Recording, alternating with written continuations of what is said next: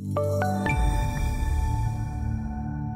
the metals market, silver above 18 again in toward the close. That's two consecutive closes above 18 now, and a good bounce off the lows this morning. It was actually down quite a bit.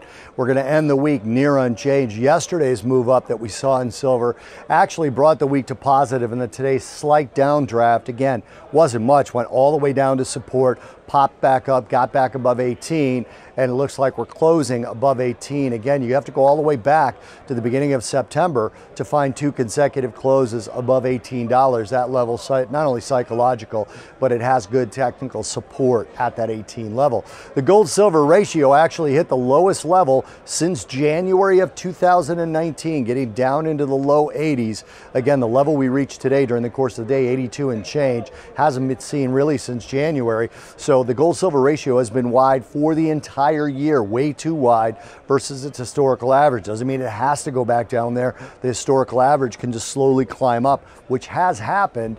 But given that geopolitical tensions are calming, we do have the impeachment inquiry going forward, but it hasn't really affected gold. And then you look at dollar and the data. So the dollar down 4 of 5 weeks now, down every day this week. And we had some manufacturing ISM that was kind of a mixed picture. Now, why does manufacturing ISM matter? Well, silver's also an industrial metal.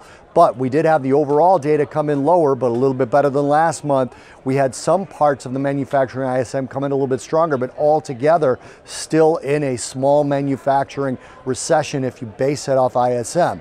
So that's what pushed silver down on the day, and then it moved it back up again, as I mentioned, bouncing off those lows. But we did have pretty good unemployment figures. That won't directly affect commodities, except it does kind of reinforce the idea that the Fed was correct in pausing. You saw that early in the dollar, but then again, dollar pushed lower as the rest of the central banks seem to be more dovish now than the U.S. Fed. The inverse relationship between a dollar and silver, really the dollar and all commodities, part of the reason silver bounced off the lows.